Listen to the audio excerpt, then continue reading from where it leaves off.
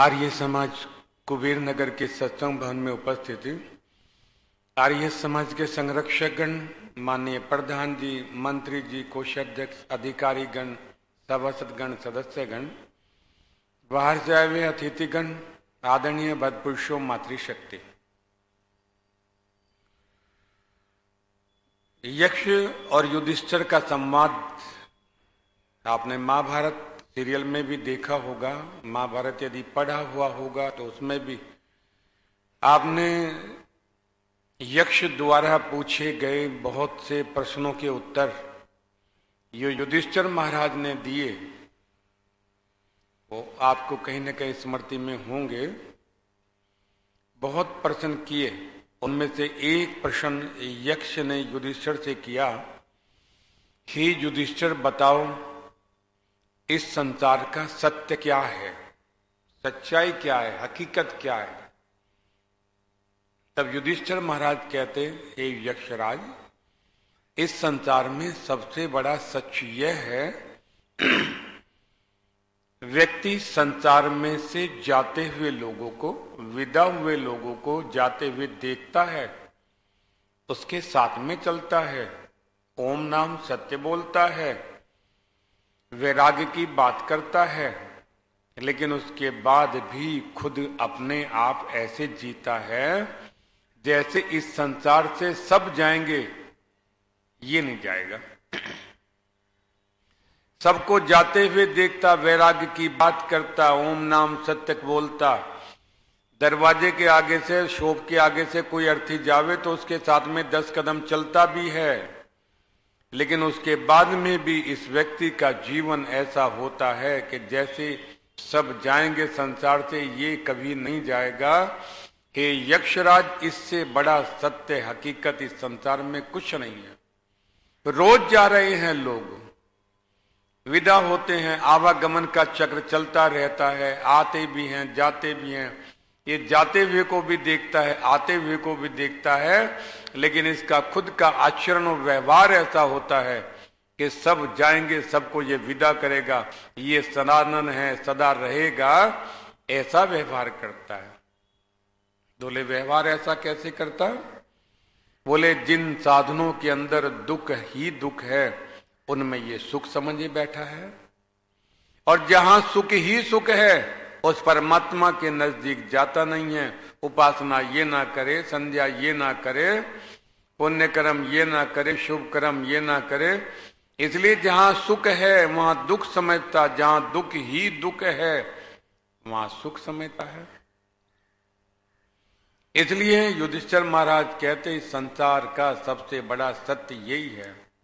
लगे हुए हैं संसार के लोग, धन कमाओ, और आवे और आवे और आवे और आवे, 2 बंगले 3 बंगले, गाड़ी बदलो, फ्लैट बदलो, यहां से वहां जाओ, वहां से वहां जाओ, ये एरिया हल्का हो गया है, बढ़िया एरिया में जाओ, हमारा स्टैंडर्ड और ऊंचा हो गया है, उस जगह को छोड़ो, और ऊंची जगह में जाओ। जीवन में ये सब देखता है अपने स्टैंडर्ड के हिसाब से, लेवल के हिसाब से, धन के हिसाब से। ये मकान बदलता है, स्थान बदलता है, फ्लैट बदलता है, बंगले बदलता है, लेकिन जीवन में इसका स्तर कितना ऊंचा परमात्मा की दृष्टि में है, कितने इसके पुण्य कर्म है, कितने पाप कर्म है, वहां दृष्टि नहीं डालता। पुण्य कर्मों को करने के लिए वहां अपना स्तर ऊंचा नहीं उठाता है, वहां कोई चिंतन नहीं है। बाकी जगह पूरा चिंतन है, स्टेटस के हिसाब से ये गाड़ी हमारे लिए ठीक नहीं है, इसे दो और दूसरी गाड़ी लेंगे।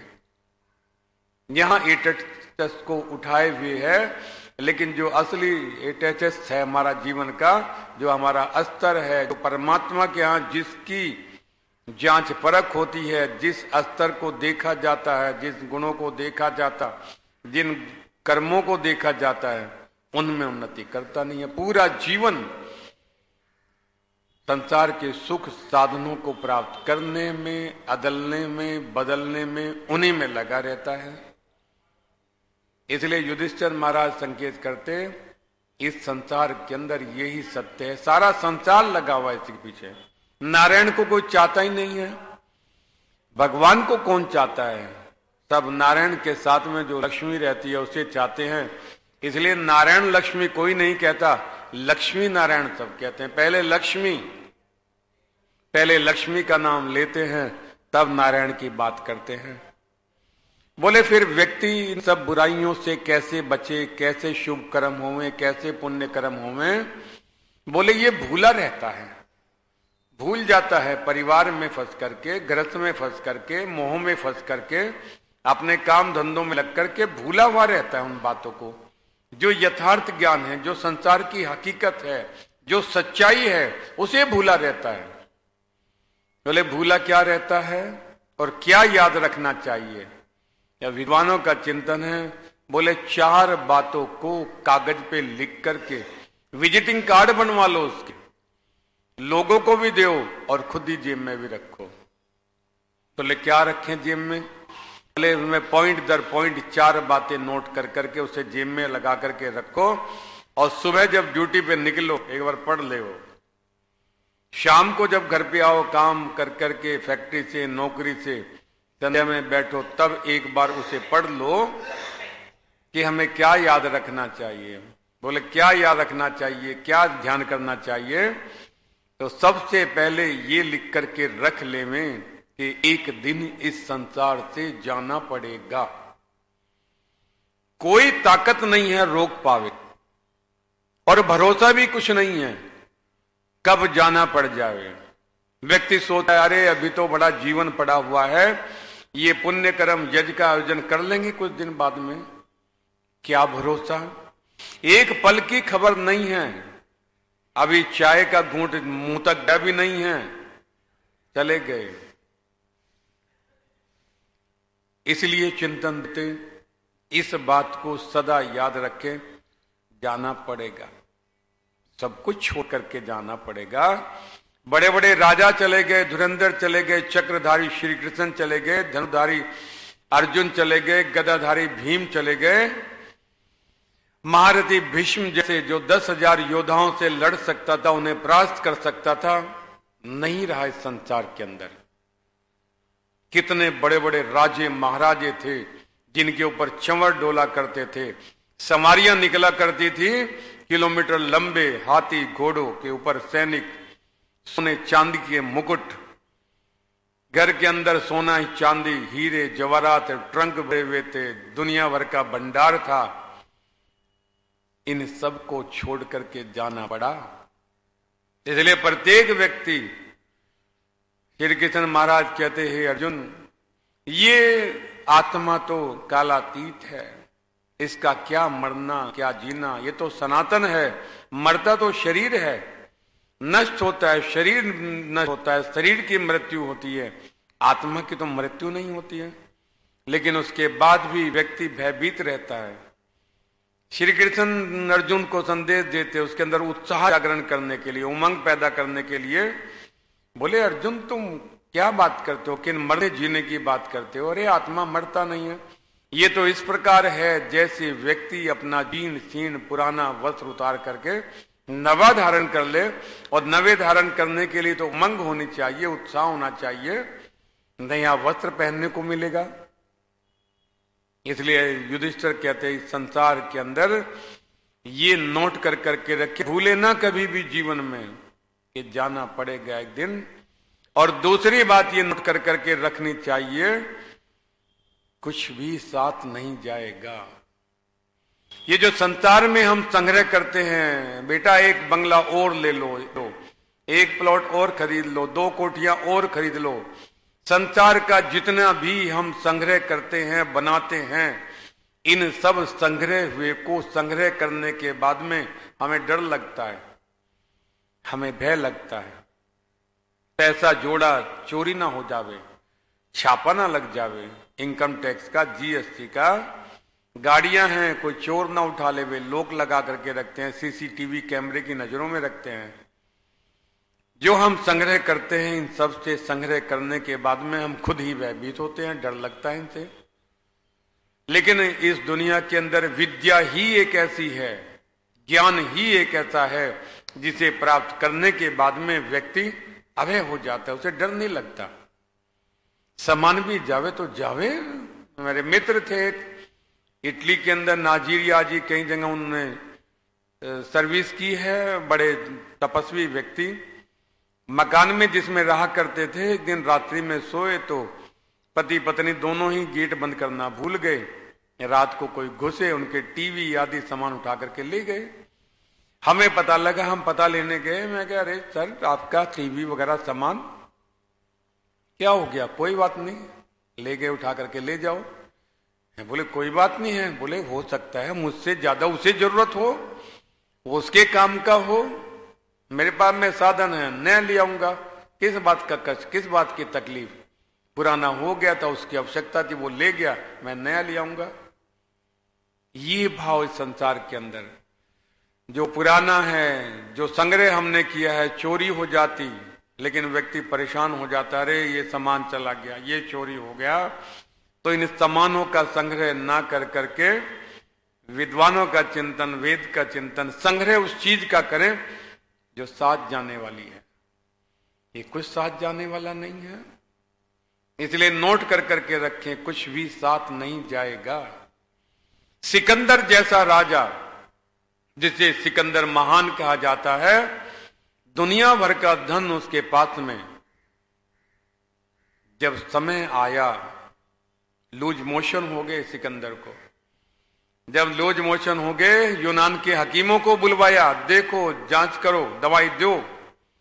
यूनान के हकीमों ने मिलकर के दवाई औषधि करनी शुरू करी।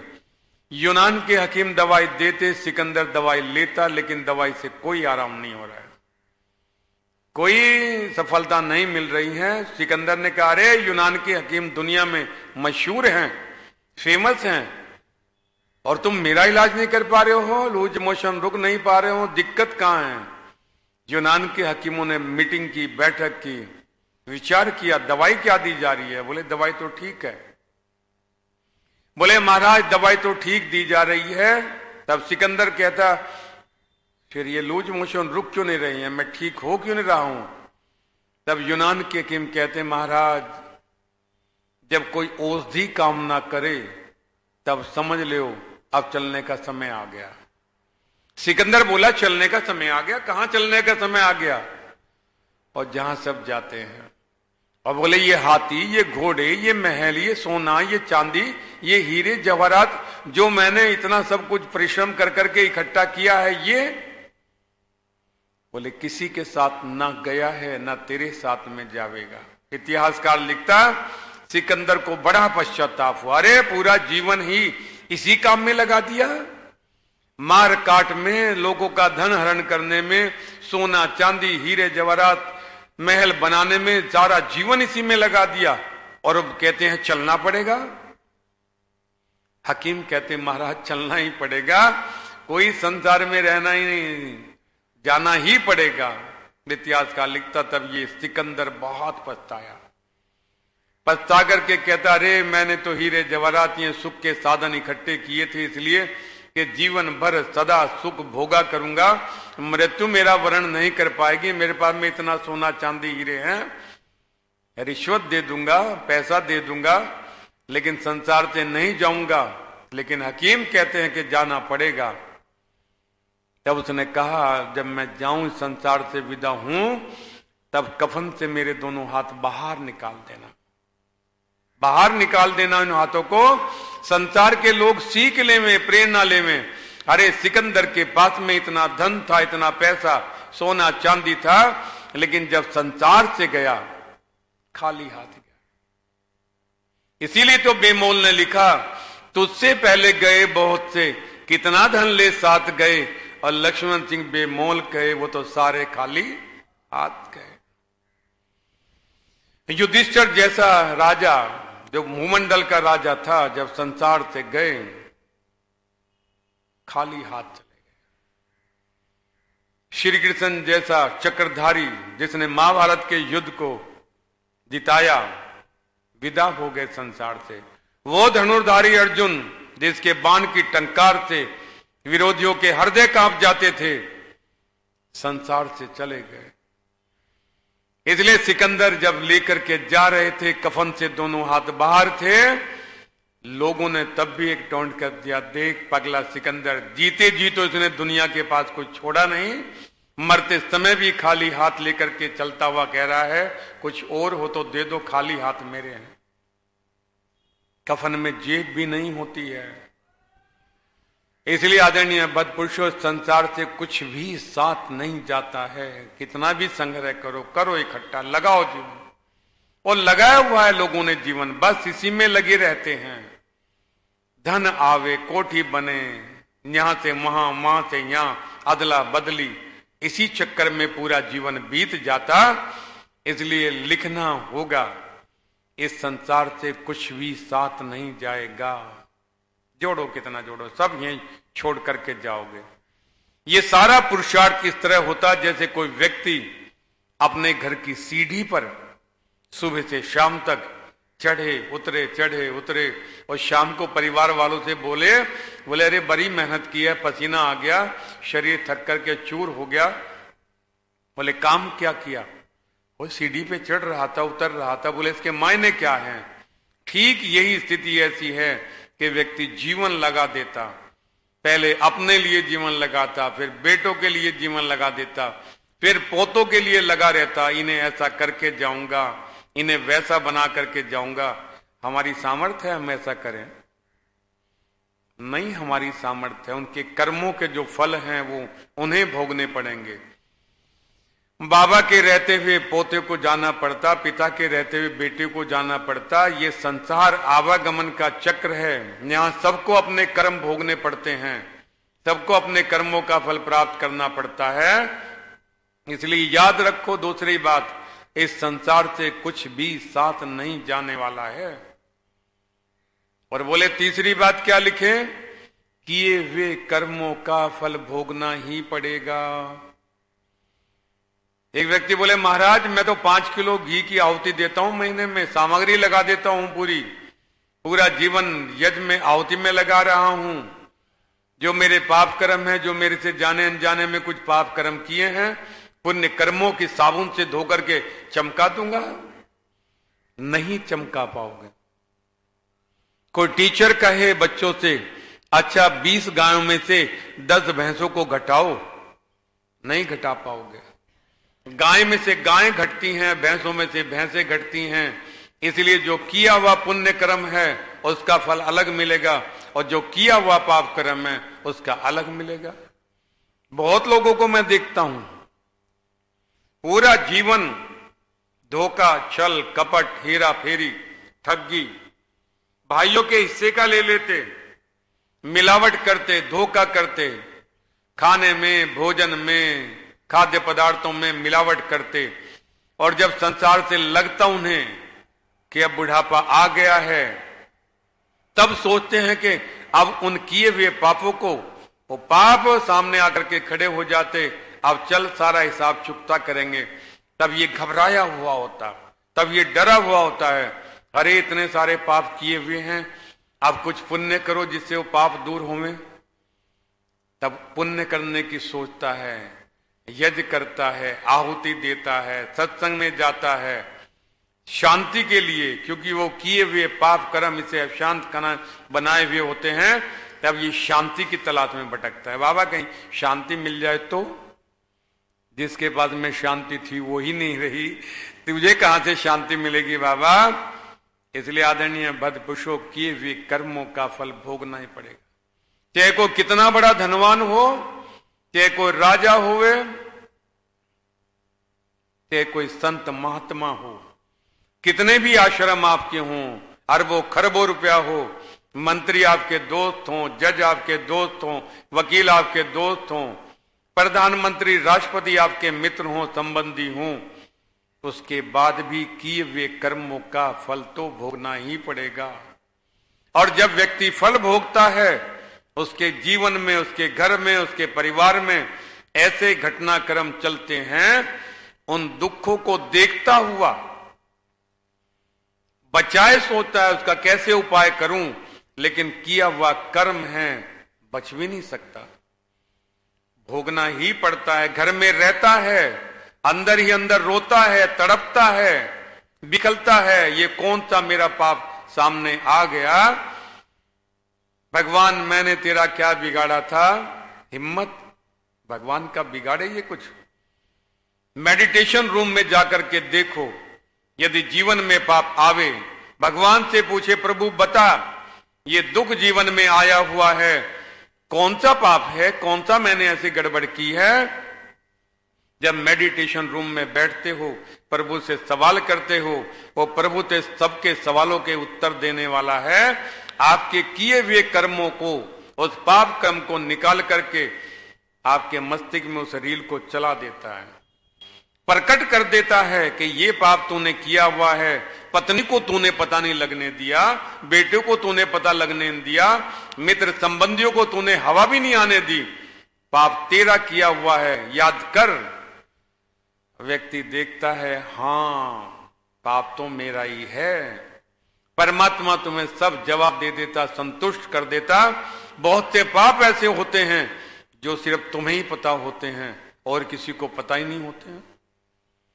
वो बेटे के लिए पाप किया, पोते के लिए पाप किया, खुद के लिए पाप किया, कौन सा पाप ऐसा है। इसलिए संसार में किए हुए कर्मों का फल भोगना ही पड़ता है।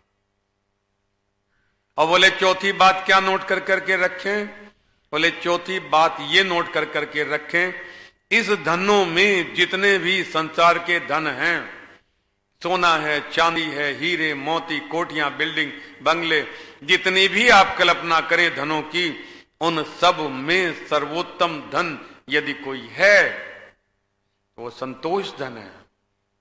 जिस व्यक्ति के पास में संतोष नहीं है, कितना भी धन उसके पास में आ जाए बेचैन रहेगा। रात को कितने भी बढ़िया गद्दे उसे सोने के लिए मिल जाएं, नींद नहीं आएगी, करवट बदलेगा। कैसे दूसरे के हिस्से का छीन लेऊं, कैसे दूसरे के हिस्से का कुछ धन छीन लूं, कैसे मिलावट कर करके, धोखा कर करके और धन इकट्ठा करूं। दवाई खाएगा, गोलियां खाएगा, रात को बेचैन रहेगा, नींद नहीं आएगी।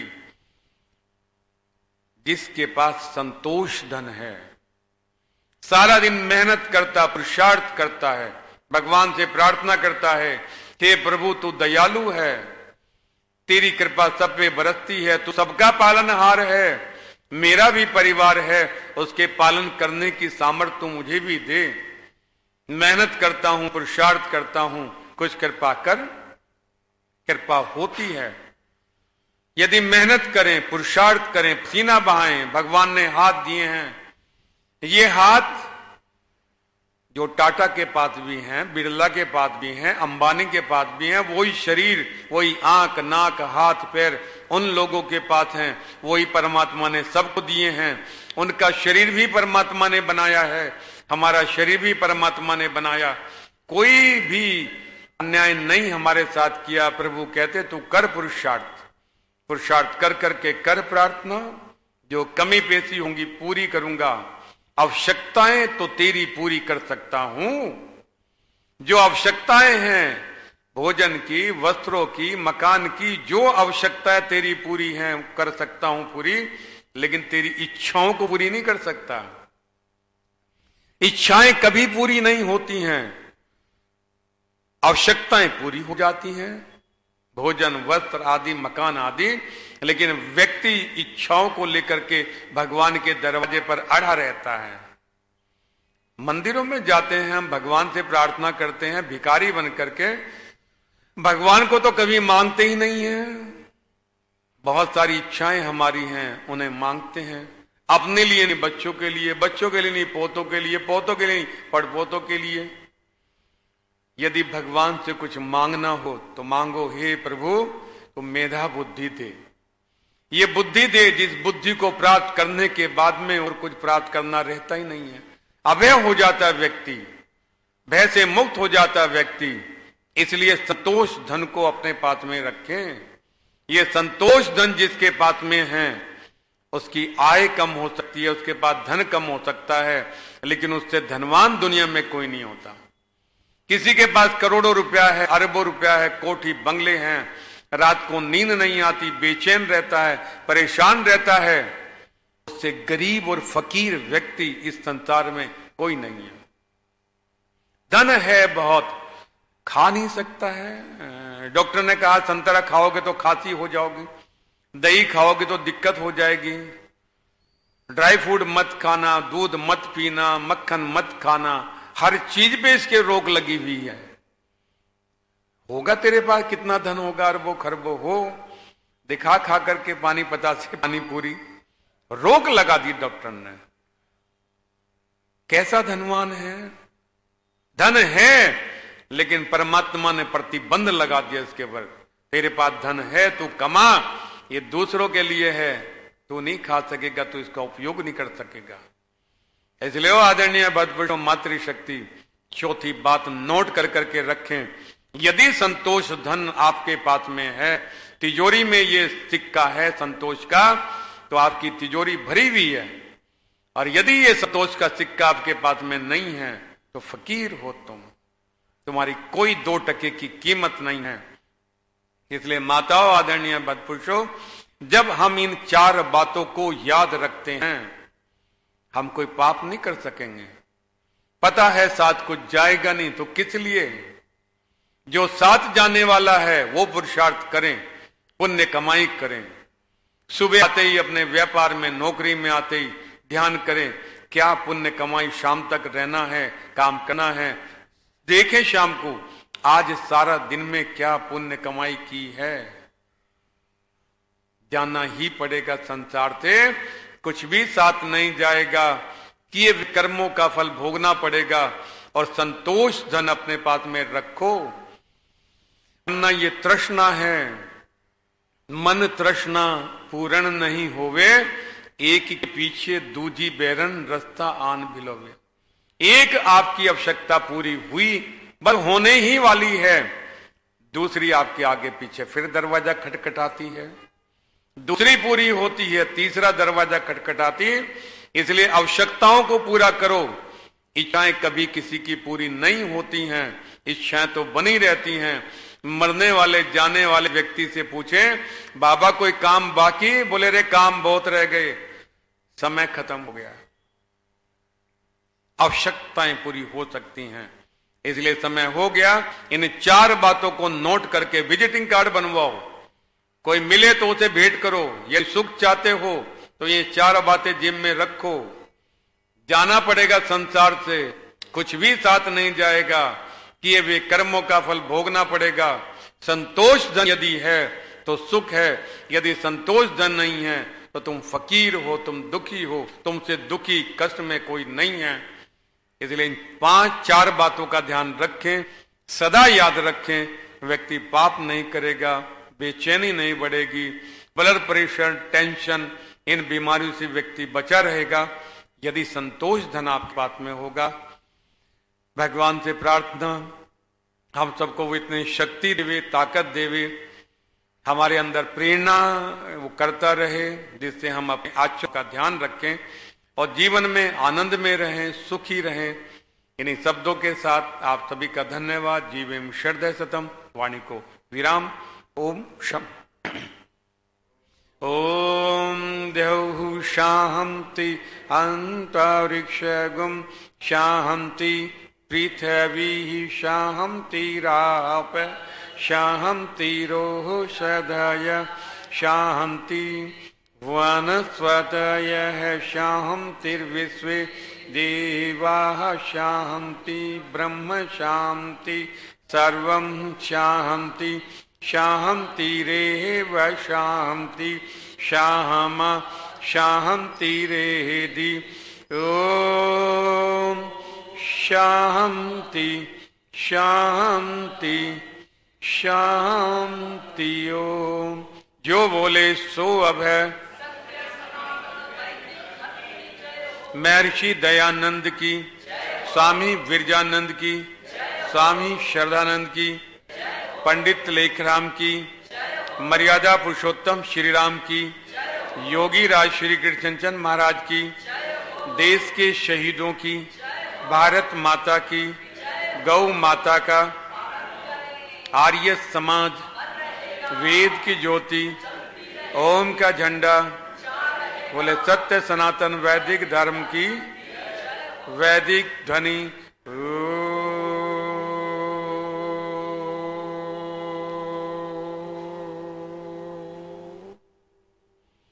वैदिक अभिवादन, सभी को सादर।